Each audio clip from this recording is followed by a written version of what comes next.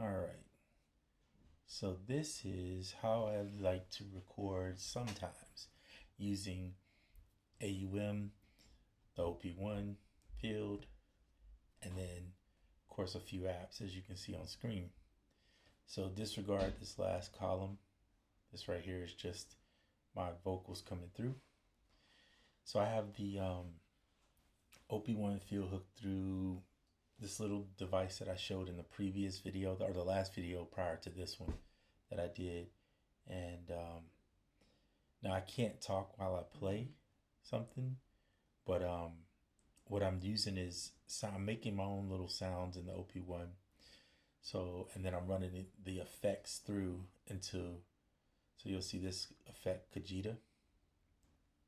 I probably mispronounced it. It might be Kahita, but I'm not sure. That's why I'm going to pronounce it, because for not knowing purposes. And I'm just using a preset for a little delay. And then the rest of the sound is coming through the OP-1. Now, I will show you.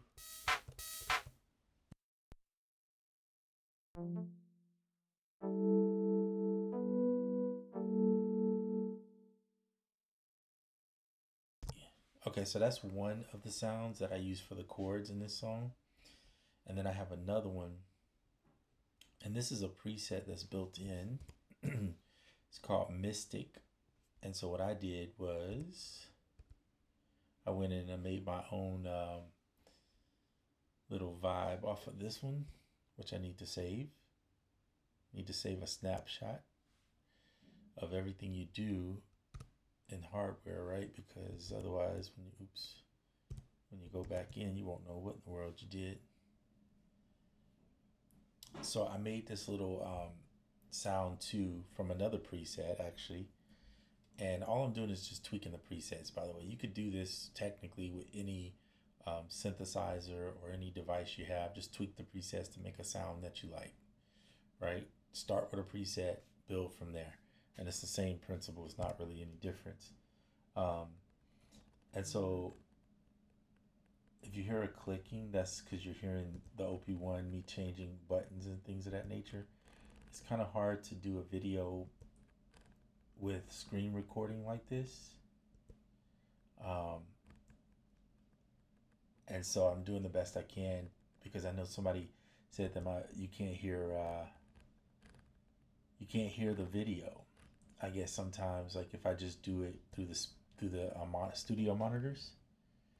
So I'm trying to do it to make it better quality sound, but the caveat is that you have to hear some probably some button mashing occasionally just because of it. Um, and unfortunately, I apologize in advance for that. But I do need to save the preset so I won't forget what I'm showing you. All right, so I ran it through, not through the one that I'm speaking on right now, which you can see right there, but through this other one to the left. And I used this sound. Hold on, let me show you what it sounds like. Well, I'm gonna run it through. All right, I'm gonna try to be quiet while I do this. Otherwise, you get that. All right, 1 second.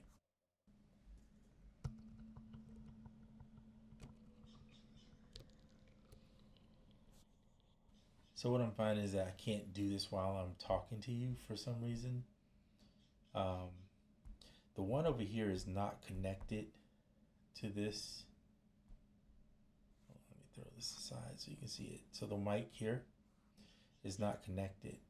However, if I talk through any of them, it gives me feedback. So it's really a hard thing to do unless you have the TX6, the mixer, or you have an audio interface where you can do the loop back recording. Um, then you could kind of do that and set it up how you want it. But since I don't have the TX6 and I don't have another recorder here or device to do the loop back stuff, you're just kind of getting a glimpse. So I'm not going to do a lot of playing because I don't want you to have to sit here and deal with me hearing me talk while I'm playing. It's kind of weird. And this thing is a basically a delay reverb. Okay, so I did that, And then I created the drums using the same thing, but I didn't have the effect on there. So you pretty much just hear these drum sounds. This is a stock sound too, by the way. It's called Lo-Fi. It's in the D box on the OP-1 field. Um, so it's not like I'm using anything that you can't get or heard if you had the OP-1. And this may even be on the OG too, because I don't think these sounds are different. I think they just enhanced them by putting them in the 32-bit float thing that's going on. And then I used the one I showed you in the outset with the chords, and then here's the chords down here below. If you look down here where C is, you can see it. So it's these chords basically. It's not a lot to it. It's only like technically 3 chords. I'm gonna say technically it's 4 chords, but it's like three chords if you think about it, because there's an A7, which is a dominant chord of the A minor 7 with a sus2 on there. So that's all it is. This is the dominant of the A, right?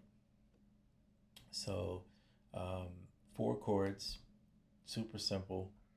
And yeah, so let me play it for you so you can hear it. I'll try to be quiet. I'm going to turn this off so you won't hear me, okay?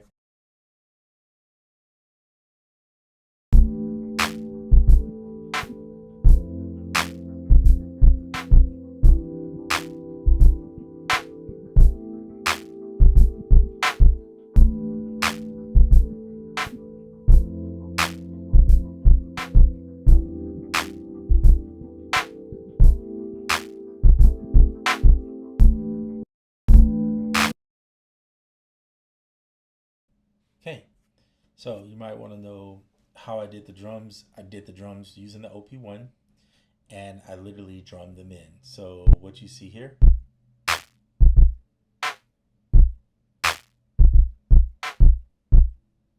is me just playing on the OP-1. Not even like, if I used a click track, did I use a click track? Yeah, I did use a click track. I set the click track, I think, I want to say I did it. Okay, I did it in standalone. I'm just trying to remember my exact way of doing it. So I was in standalone version of the OP-1. I mean of Koala, and so I just turned one on. I put this one on loop, which is me playing the melody, and then I put a click track on in Koala. I didn't do the click track in the OP-1 field because it will bleed into the sound if you try to record with it sometimes. It doesn't do it on the OP-1 field, but it does it for some reason in the device with the setup that I have here. So anyway, so there's some loose feel in that, which I actually love. I don't want it. I want it to feel like I drummed it, because I did actually, but I want it to feel like that, and I don't want it to feel so robotic or me having to go in and make a lot of adjustments. So I just literally drummed it out for 4 bars.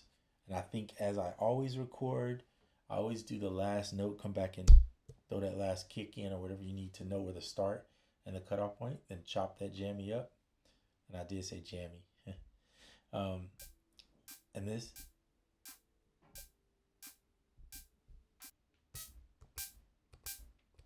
is just me doing some simple hats, right? Recorded in I think I did a 2 bar here, and then I just put that into the sequence all like that, as you can see here.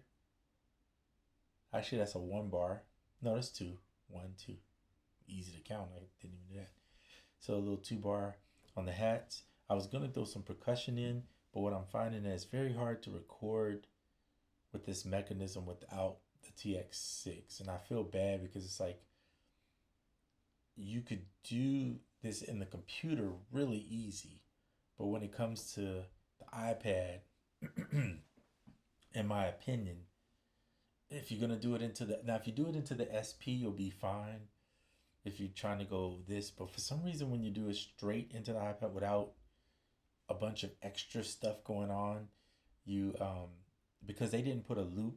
That's one of my biggest complaints, I think, with OP-1 field, is that I think they should have put a feedback or a loop back so that you could record and listen at the same time. Because at this present point, like if I mute the mic as I just did on the OP-1, you wouldn't even be hearing me right now. That's what I have to do just to make that work.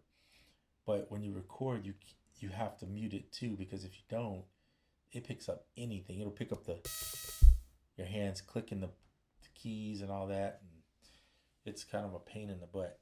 So it would be nice if companies, not just OP-1, this has nothing to do with just the OP-1 or teenage engineering. This is the same thing on the SP. You can't, they say it's an audio interface and you can't really use it that way because most audio interfaces have a loopback feature built into them so that you're able to record and listen to what you're recording without it picking up that sound and giving you feedback. So I think all companies, please, you probably won't even see this video, but please from here on out, put the feedback loop thing in the device. I don't care what it takes to get it, just get it done, because it's ridiculous not to have it, especially in any device that is $200 to $300 or more. It should always be a loop back thing in there. I mean, they even put it on audio interfaces that are like $100. So it can't be that expensive if companies can sell an audio interface for $100 to add the feature in. I don't know. I'm not a programmer. I don't build things, but I build music, but outside of that, I don't build, devices, but I just know it's a feature that needs to be added to almost all devices. Okay, what was I after that little rant? Get back to what we were talking about. So yeah, so I just did that, added in which is definitely have a loose feel. Keep it that way too if you do this type of method, because you want everything to, unless you have a reason why you want it. If you really want it rigid, what you can do is sample the kick, the 2 snares or whatever you're going to use, and then the hat that you're going to use or whatever you're using sound wise. Sample those and then put them on one shots and then just play it in that way if you want to do it that way. I just wanted to do something a little different. So sometimes I record the other way, where it's the one shot, and sometimes I don't. Yeah, so that's all this is. I haven't even put a bass line on it. Now, the way I would want to do my bass line in here, because I'm very, I pretty much like having, let's do this, mix bus A. I like having my real sounding bass in it. So the closest I got is Trillion, which I have in here, the samples that I like, that I probably use. And I don't have an upright bass in this thing, do I? Doesn't look like it. No uprights. Okay, that was one of the things I need to put in here. I would like to see in here is a nice upright bass. Kind of feel like you need one. So I typically go to the R&B bass. Oops. And for this type of purpose, I'll usually use a blank. I made a snapshot of this thing and made it blank. Saved it as blank. You'll hear my fingers going across the keys. Apologies. As you know, it's going to pick up whatever sound is going on. Let's go here. So this is where I would use my MIDI. So you can see Bluetooth right there. Just run the MIDI into here. Sorry if you hear the clicking, but can't do much about that. There we go. Hopefully you're hearing that pretty clear. Besides the clicking, that you're hearing the actual from the screen record. So yeah, so I would just add that in and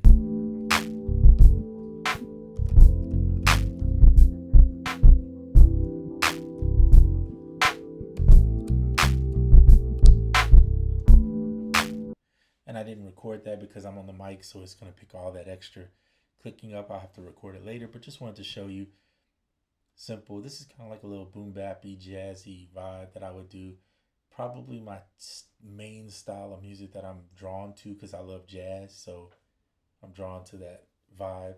when I do that, and R&B and things of that nature. But just wanted to show you one way that you can create. One day, if ever, if I can ever afford it, I'd love to get the TX6. Not just for portability, but I think it will work extremely well with the OP-1. Actually, I know it does because the people that have it all vouch for that it works well. But it's quite pricey right now, and the OP-1 in itself is very pricey.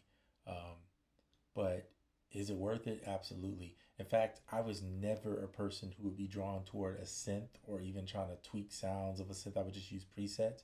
But now with this, I find myself wanting to, because it's so fun. I don't know what it is about the screen, but it makes you want to try to tweak stuff just so you can see if you can come up with something that's a, and I haven't found a, it's very rare that you find a bad setting or bad, I mean, of course you can make anything sound bad if you want to, but you can pretty much make uh, a nice sounding preset of your own in here really easy. They make it very intuitive, and I have to say, I admire that about it, that it's very intuitive.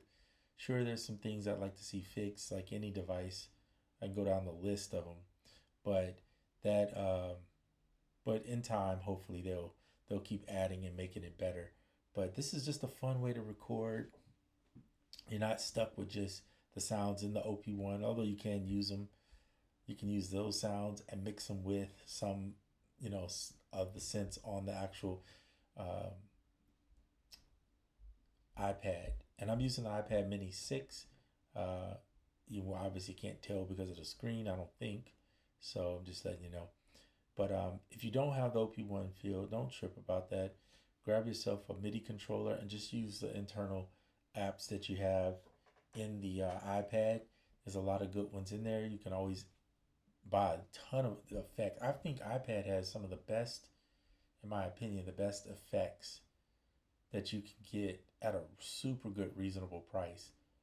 I mean, for around 40, $50, there's even free ones, but around 40, $50, you could have like some top notch, really good effects to use with your sounds, and you don't need a ton of plugins to do that. If you buy the right ones, you can really make some good songs and good music. You don't need every synthesizer in the App Store. Just get the one or two that really do everything you need and learn how to tweak them well. And I think that's the best move if you want to conserve on your money and at the same time make good music. Koala is still my favorite. Some people love the Loopy Pro. I like Loopy Pro. I'm just not. Um, for some reason, it just hasn't gelled with me as I thought it would do. I used to use the first one a lot, but now I just kind of don't do it. But anyway, I'll sit here and keep talking all day if I don't stop. So let me end the video here, and hopefully you learned something that you can take and choose, or been inspired to do something based on what you see me do. And yeah, let me know in the comments if you would like to see something else or me try something else. I'd be willing to do that. All right. Well, that's it for this video. I'm out. Until the next.